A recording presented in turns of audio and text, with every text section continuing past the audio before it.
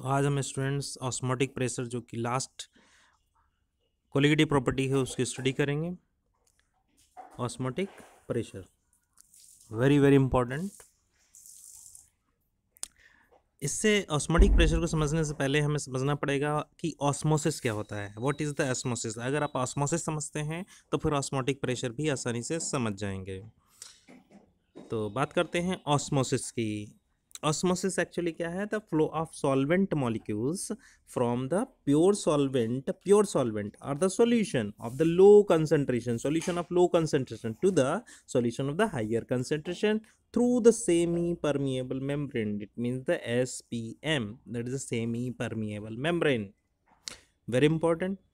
इसका मतलब क्या हुआ कि अगर सॉल्वेंट है और ये सॉल्वेंट जो है इसके मॉलिक्यूल्स जो हैं वो इस सॉल्यूशन में एक सेमी परमिएबल मेम्ब्रेन के थ्रू अगर मूवमेंट करते हैं तो हम उसको ऑस्मोसिस कहेंगे। स्पॉन्टेनियसली मूवमेंट होगा, ये स्पॉन्टेनियस मूवमेंट। देखिए इस डायग्राम से और अच्छे से समझने की कोशिश करते हैं। इसमें क्या है, देखिए ये सॉल्यूशन लिया गया है और ये है प्योर सॉल्वेंट, राइट। देखिए ऊपर से क्या है, दोनों पर एक एटमॉस्फेरिक प्रेशर यानी इक्वल प्रेशर लग रहा है अगर ये ओपन है तो, राइट। अब यहाँ पर हमने क्या किया है, इन दोनों जो है ज्वाइन किया हुआ है और यहाँ पर एक SPM यानी सेमी परमिएबल मेम्ब्रेन हमने लगाई हुई है।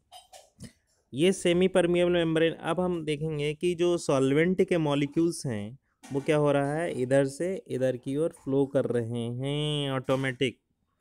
और ये कब तक करते रहेंगे, जब तक कि इक्विलिब्रियम की कंडीशन नहीं आ जाती। तो इस फ्लो को ही हम कहेंगे ऑस्मोसिस।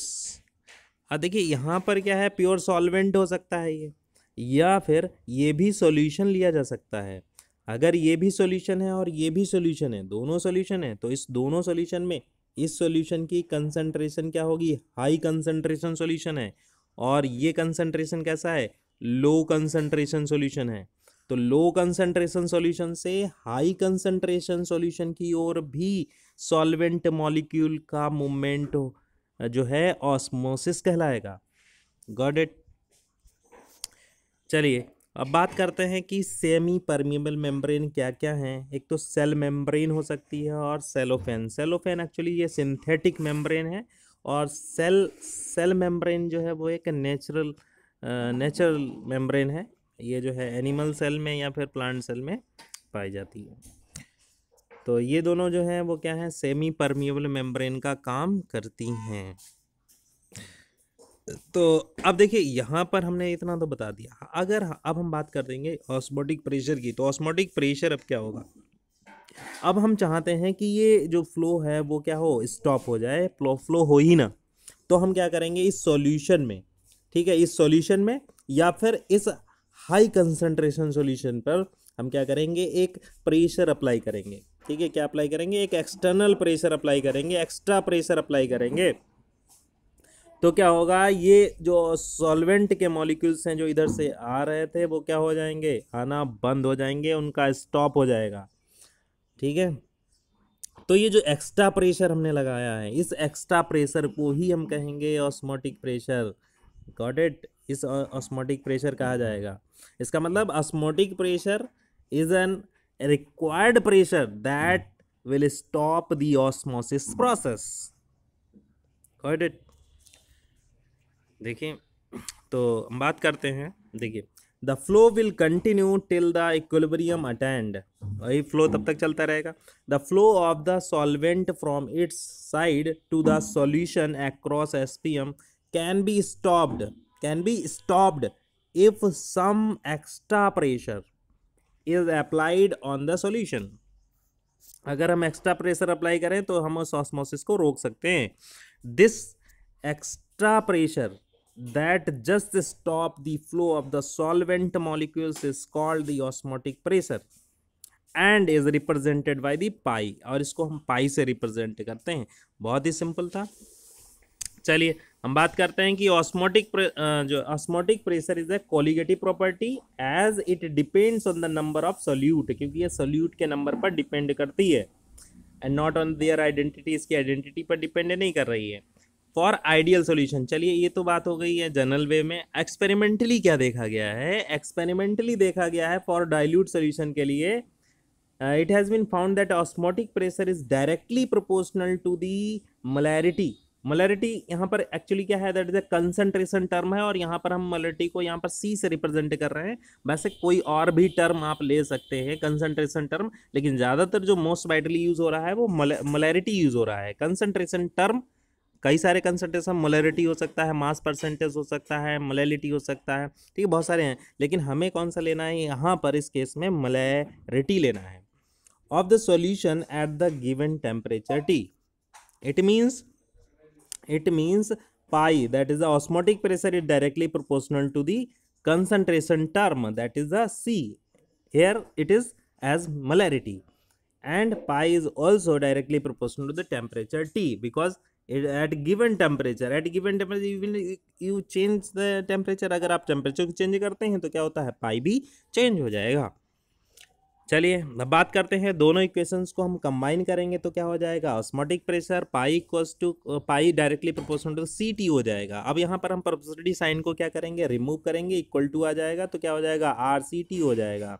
अब आर यहाँ पर क्या है? कांस्टेंट है, जिसको हम गैस कांस्टेंट कहेंगे, ठीक है। तो हम इस इक्वेशन को कैसे लिख सकते हैं? इसको हम शिफ्टिंग से लिख सकते हैं, pi equal to C R T. क्या लिख सकते हैं? Pi equal to C R T, ठीक है। ये equation third, the most important equation for the osmotic pressure, remember it, equation third is very very important equation, pi equal to CRT and pi. अब यहाँ पर pi क्या है? That is osmotic pressure. C क्या है? Concentration term है, लेकिन यहाँ पर कंसंट्रेशन किस तरीके से लेंगे?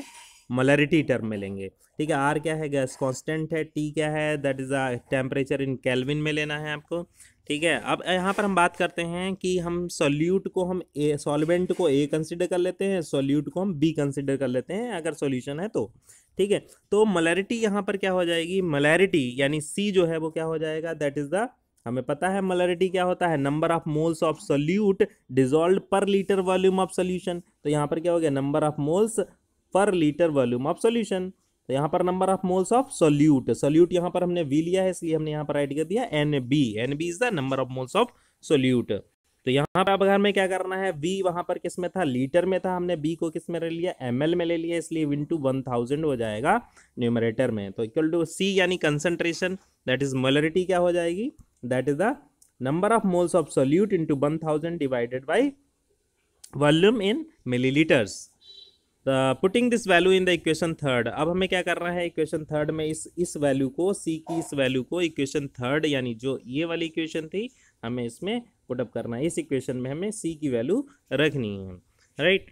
देखते हैं तो क्या हो जाएगा? पाई इक्वल्स टू हो जाएगा, ये वैल्यू सी की आ गई, that is N B into 1000 divided by B in M L R T. हम इसको इस तरीके से भी राइट करते हैं। एक चीज़ और यहाँ पर हम देखेंगे कि नंबर ऑफ मोल्स जो है वो क्या होते हैं? नंबर ऑफ मोल्स जो होता है वो होता है weight upon molar weight of solute. ये सोल्यूट का केस है, इसलिए बी बी लगा रखा है, बी हमने सोल्यूट को कंसिडर किया है। तो ये क्या हो जाएगा? Number of moles of solute. अगर हम इस वैल्यू को भी यहाँ रख देते हैं एन बी की जगह पर, तो हमारे पास क्या हो जाएगा? डब्ल्यू बी यानी pi, that is osmotic pressure equal to W B into 1000 into R into T divided by molar weight of solute then divide into volume of solution.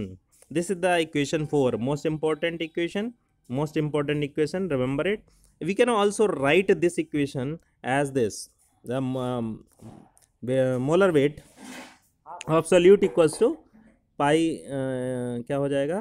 Cross multiplication से यहाँ आ जाएगा ये मोलर वेट, और ये पाई जो है वो यहाँ डिनोमीटर में चला जाएगा, right. W B into R into T into 1000 divided by B in M L. तो ये इक्वेशन 5 है, मोस्ट इंपॉर्टेंट इक्वेशन है ये। यहाँ पर अब बात करते हैं तो क्या क्या है? एम बी हमें पता ही है, that the molar mass of solute. W B क्या है? The mass of solute. और ये क्या है? V volume of the solution in millilitres M L में है, ठीक है। अगर हमें क्या हो, अगर हमें ये वैल्यूज़ पता हो किसकी? डब्ल्यू बी की, टी की, पाई की, ठीक है, यानी ऑस्मोटिक प्रेशर, ये सारी वैल्यूज़ अगर हमें पता हो और वी वॉल्यूम की वैल्यूज़ पता हो, तो हम क्या कर सकते हैं? मोलर मास ऑफ सोल्यूट को फाइंड आउट कर सकते हैं, प्रेडिक्ट कर सकते हैं। Very simple and very easy. So ये था आपका ऑस्मोटिक प्रेशर के बारे में most important things. Okay, we will discuss other things in the next videos.